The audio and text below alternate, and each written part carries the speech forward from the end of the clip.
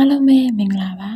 အတာကူးတဲ့တကြံကာလဟာမြန်မာလူမျိုးတွေအတွက်နှစ်ဟောင်းကအညစ်အကြေးတွေကိုအတာရည်နဲ့ဆေးကြောတန့်စင်ပြီးနှစ်သက်ကိုကောင်းမှုကုသိုလ်တွေနဲ့ကြိုဆိုရမယ့်အချိန်မှာကျမတို့မသိလိုက်ပဲသတိမမူမိပဲပြုလုပ်မိတတ်တဲ့အကုသိုလ်ဖြစ်စေမဲ့အပြုအမူလေးတွေရှိနေတတ်ပါတယ်နှစ်သက်မှာလက်ပိတ်တာမျိုးကိုယ့်ရဲ့ကံစားတာနှိမ်ပါသွားတာမျိုးမဖြစ်ရအောင်ဘာတွေကိုအထူးသတိထားရှောင်ကျဉ်ရမလဲဆိုတာစိတ်ရေးလက်ရေးနဲ့အတူတူဆင်ခြင်ကြည့်ရအောင်ပါပထမအရေးကြီးဆုံးရှောင်ကျဉ်ရမှာကနှုတ်ကြမ်းအာကြမ်းပြောဆိုခြင်းပါပဲရှေးလူကြီးမိဘတွေအမြဲဆုံးမတာရှိပါတယ်တကြံတက်နေ့မှာတရားမင်းလူပြည်စင်းပြီးလူတွေရဲ့ကောင်းမှုဆိုးမှုကိုရွှေပေလာပရပိုက်တွေမှာမှတ်တမ်းတင်တဲ့အခါကိုယ့်ရဲ့နှုတ်ကဆဲဆူချိန်မောင်းတာရံဖြစ်တာတစ်ဖက်သားစိတ်နာအောင်ပြောဆိုတာတွေလုပ်နေရင်အဲ့ဒီလူဟာတစ်နှစ်ပတ်လုံးကံစားတာညှိုးနှွမ်းတတ်တယ်လို့ယူဆကြပါတယ်တကယ်တော့နှုတ်ကထွက်တဲ့စကားဟာနမိတ်ပါပဲနှစ်သစ်အစမှာမင်္ဂလာရှိတဲ့စကားကိုပဲပြောသင့်ပါတယ်အခုနောက်ပိုင်းတကြံမှာရေပက်ရင်ရိုင်းရိုင်းဆိုင်ဆိုင်နောက်ပြောင်တာတွေဟာကံပိတ်စေတဲ့အပြုအမူတွေပါဒါကြောင့်စိတ်တူစရာအစင်မပြေတာလေးတွေကြုံလာရင်တော့တာရည်နဲ့အေးပါစေဆိုတဲ့မေတ္တာစိတ်နဲ့အပြုံးလေးနဲ့တီးခံပေးတာဟာအထီးရောက်ဆုံးလက်ခေါ်နည်းပါပဲဒုတိယအချက်ကတော့ယဉ်ကျေးမှုနဲ့မညီတဲ့ဝတ်စားဆင်ရင်မှုပါ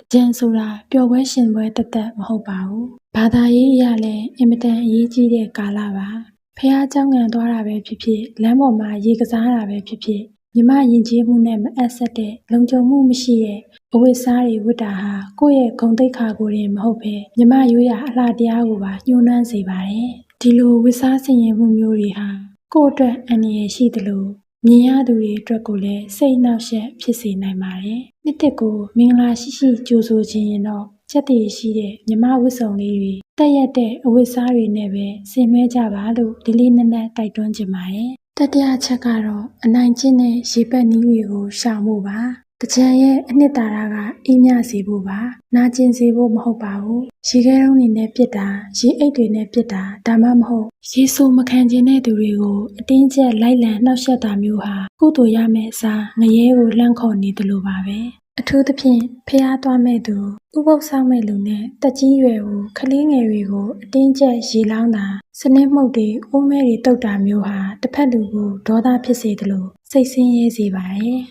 သူတစ်ပါးစိတ်ဆင်းရဲအောင်လုပ်ပြီးရလာတဲ့ပျော်ရွှင်မှုဟာဘယ်တော့မှမင်္ဂလာမရှိပါဘူးမေတ္တာရှိထားတဲ့အတာရည်ကသာကိုယ့်ကိုရောသူတစ်ပါးကိုပါတကယ်အေးချမ်းမှုကိုပေးနိုင်မှာပါစရုပ်ထားချက်အနေနဲ့တတ္တဝါတွေကိုညှဉ်းပန်းနှိပ်စက်ခြင်းကိုလည်းသတိထားရှောင်ကျဉ်ရပါမယ်ဂျန်တွင်းမှာလမ်းမေးကခွေးလေးတွေကြောင်လေးတွေကိုဆေးရောင်စုံတွေတုတ်တာရေအိတ်နဲ့ပစ်တာမစားအပ်တဲ့အစာတွေကျွေးတာမျိုးဟာအကုသိုလ်အင်မတန်ကြီးပါတယ်နှစ်သက်မှာတတ္တဝါလေးတွေကိုဘေးမဲ့လွတ်တာငါးလွတ်တာစတဲ့ဇီဝိတဒါနကုသိုလ်တွေပြုလုပ်ရမယ့်အစားတိရစ္ဆာန်လေးတွေကိုဒုက္ခပေးတာမျိုးဟာကိုယ့်ရဲ့ကံစားတာကိုတိုက်ရိုက်နှိမ့်ချစေပါတယ်နောက်ဆုံးချက်ကတော့အရေးကြီးဆုံးဖြစ်တဲ့အတိတရားလွတ်အောင်မူရစ်တောက်စားခြင်းပါပဲဂျန်တွင်းမှာအရက်သေးစားအလွန်ကျွံတောက်စားပြီးသတိလွတ်နေရင်မတော်တဆမှုတွေဖြစ်နိုင်သလိုကိုချင်းစာတရားတွေလည်းကင်းမဲ့သွားတတ်ပါတယ်နှစ်သက်အစမှာသတိတရားကင်းလွတ်နေတာမူရစ်ယူသွတ်နေတာမင်္ဂလာမရှိရဲ့နမိတ်တစ်ခုပါပဲ